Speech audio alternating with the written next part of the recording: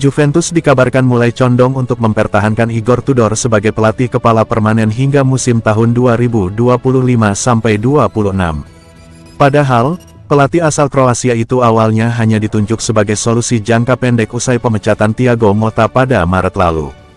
Mengutip laporan La Stampa dan Calciomercato.com, performa positif Juventus di bawah arahan Tudor sejauh ini mulai meluluhkan manajemen klub.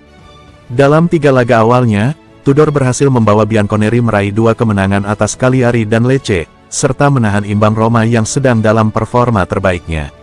Tudor sendiri menekan kontrak jangka pendek hingga akhir Piala Dunia antar klub 2025 yang akan berlangsung dari Juni hingga Juli.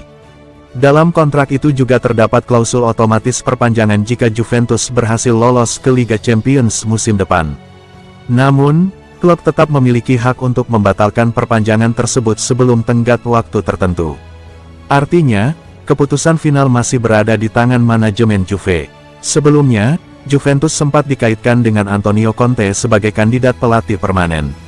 Namun, seperti dilaporkan La Gazzetta dello Sport awal pekan ini, Conte sudah menyatakan ingin bertahan di Napoli dan melanjutkan proyek yang tengah ia bangun di San Paolo hingga musim depan.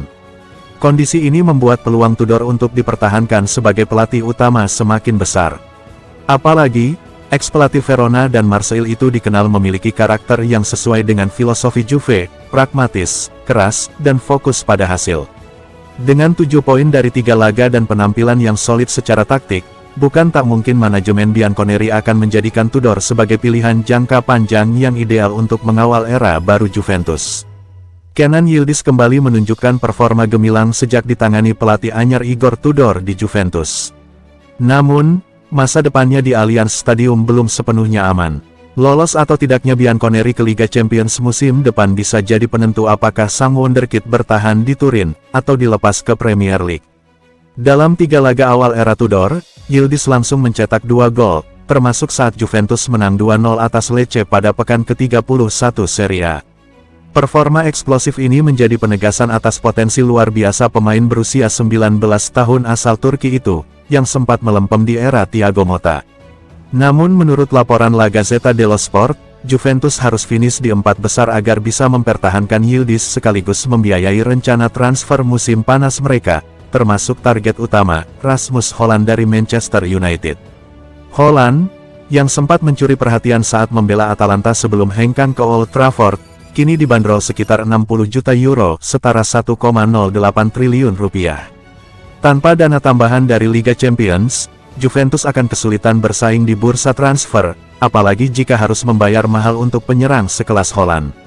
Sementara itu, Yildiz sudah masuk radar klub-klub raksasa Inggris seperti Manchester United, Manchester City, dan Chelsea.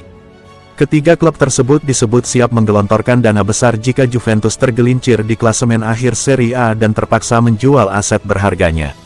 Yildiz sendiri telah mengoleksi 3 gol dari 20 penampilan musim ini dan menjadi andalan baru Juventus dalam skema serangan.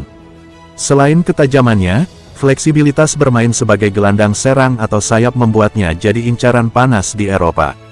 Situasi ini menempatkan Juventus dalam tekanan ganda, memastikan tiket Liga Champions sekaligus mempertahankan aset emas mereka.